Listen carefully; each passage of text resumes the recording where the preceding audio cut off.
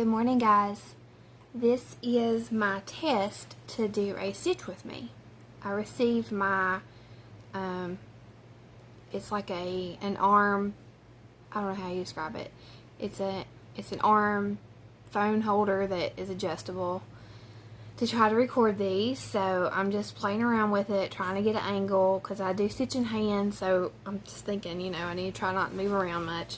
I've got a pillow in my lap. I got a dog next to me.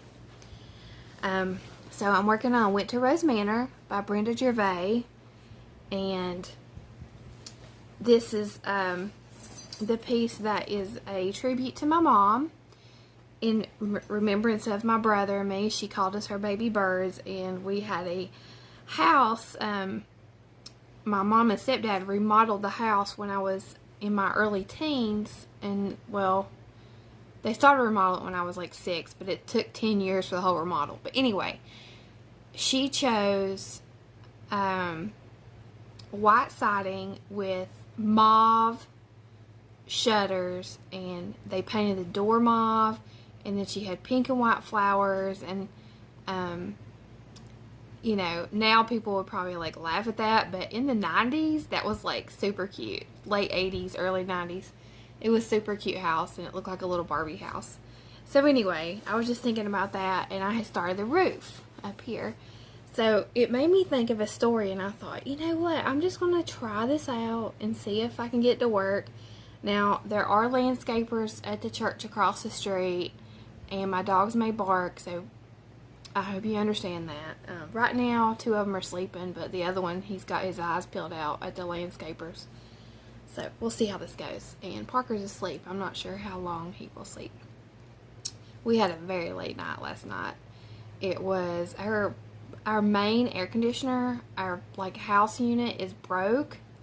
So we have, now I have a small house, so it's about 850 square feet. So it's not a huge house. So we have a window unit, and it's cooling half the house, but the other half of the house is still pretty uncomfortable. So we just all had a hard time going to sleep last night. So I'm not sure. He's either going to wake up grumpy or he's going to sleep really late. So we'll see how that goes. So I'm working. I finished the house part yesterday. I'm doing this for my 25/7, 25 minutes a day, 7 days a week. So I finished all the fill-in. That was a huge, huge finish for me. I felt like it was never going to get done. Either took 3 or 4 skeins of the conch by Wheats Dye Works. I had 4, so I'm not sure if I moved 1 skein, but they're all gone, so I'm not sure if it was 3 or 4. But it was a lot of thread. So now I'm working on the roof line. I'm going across, and I stitch in hand. I prefer to stitch right to left, so I'm doing it upside down for my first row. And I do the sewing method, and also I do something, I think it's called the Victorian cross or something. When I'm going down, I go across on the top stitch, and then I come down and I go across on the bottom stitch like that. So I know, I've seen Kimberly from Fat Quarter Shop, and she goes like this. She stitches towards her. I don't do that. I stitch like this, horizontally. I don't stitch vertically. So, when my mom and stepdad were remodeling our house, and they're no longer together. They've been separated for about 10 years. They were remodeling our house, and to do the roof, they had to take the old roof off. So my stepdad, he was a really, really talented construction worker, and he did most of the work himself. Now with the roof, he had, I think, 1 or 2 people help him, but they basically, he did the trusses, all that. They helped him get the trusses up there, but he did almost everything himself. And he was also stubborn. Is stubborn, but anyway, so they take off half of the roof of the house. And then the next day, they're going to, I can't remember if I was pretty young. I was about 8 years old. I can't remember if they were going to take off the other half the next day or start on the new roof. I don't know.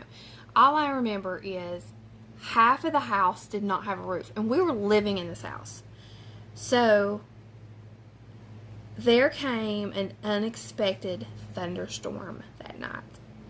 So I was laying in the bed with my mom and my stepdad, because my bedroom was in the part that did not have a roof. Let me flip this around. And hopefully you guys don't mind that view. So I was sleeping in the bed with my mom and stepdad in their bedroom because it had a roof over it. So basically the part of the house that did not have a roof was the kitchen, the bathroom, the kids' room, which is mine and my brother's room. I don't know where he was. I don't know if he was asleep in the living room or he might have been at her dad's house. I don't remember. But so my mom's bedroom and the living room had a roof. Everything else, and the laundry room was open. Everything else did not have a roof. So here we are, the night sky is visible from half the house, and a thunderstorm comes. Completely unexpected. They definitely checked the weather and all that. It was just one of those things. This was like probably 1988, 1989. We didn't have cell phones with radar and all that junk. Well, anyway, so it starts to pour into our house. And all we can do is just lay there in the bed and listen to it. Because what are we going to do? We can't of course the electric was turned off in that part of the house and everything. But, what can you do? There was nothing they could do. We just had to let it rain. And I said, Mommy, God sent that rain to somebody. Or somebody needed that rain. And she always remembered. Okay, well, I was just talking away. And I looked at the phone to see if you could see my stitching. And there was nothing recording. So, I'm not sure exactly where I left off. But I was talking about how it rained. And what I do, you can see my back, I'm just going under some stitches to hold my thread. So anyway, I know I got through the story of the rain going in the house. And I can't imagine the mess they had the next day. I was too young to really understand. I'm sure they sent me to go play somewhere while they dealt with it.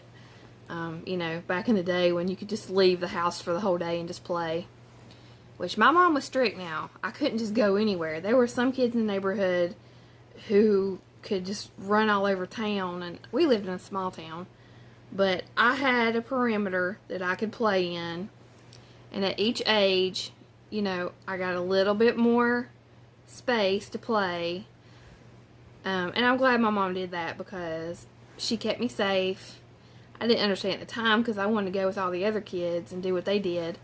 But now I understand that, that I'm older and I have a child myself, that you can't just let your child run free, at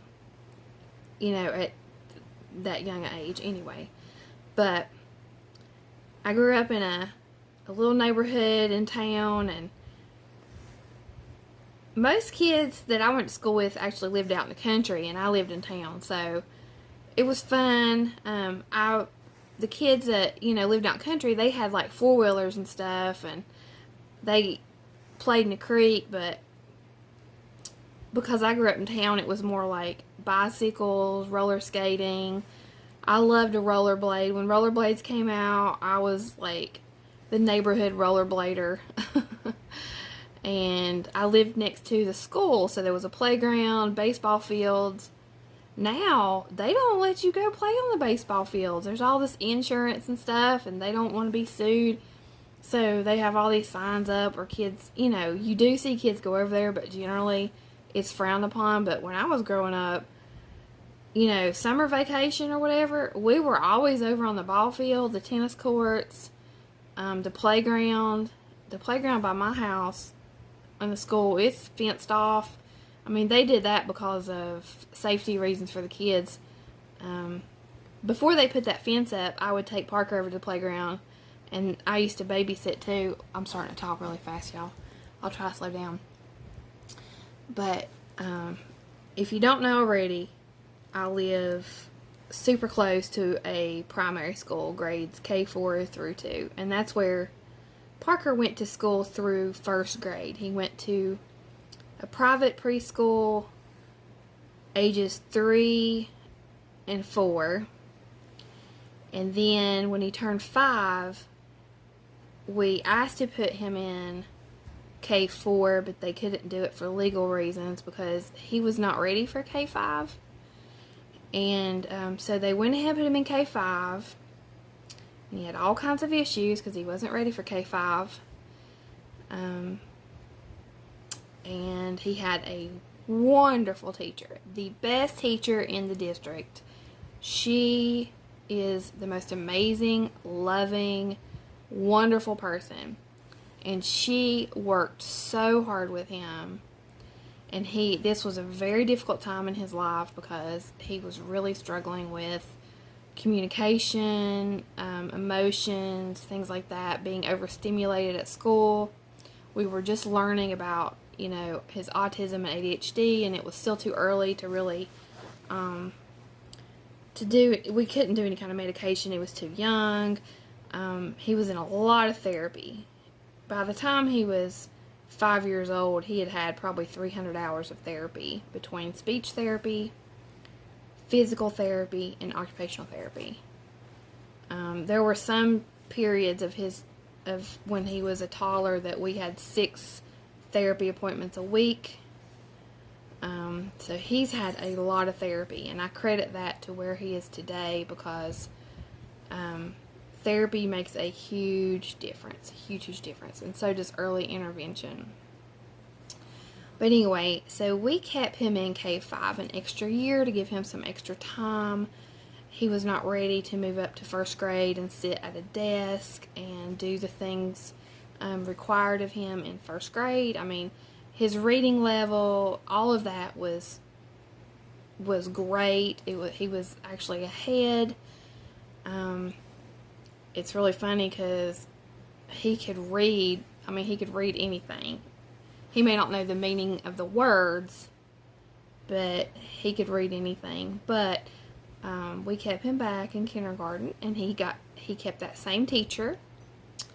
So he already had a relationship with her, and there were a couple kids in the class that were also held back. So he knew 3 of the kids. And public school's hard for Parker. It's not that he couldn't do the work. It's just that he's too high functioning for a special education classroom, and it was too slow for him, and he didn't really meet the requirements anyway, but it also was just too slow for him to be in there all day. He basically, would just be getting into trouble because it's just too slow.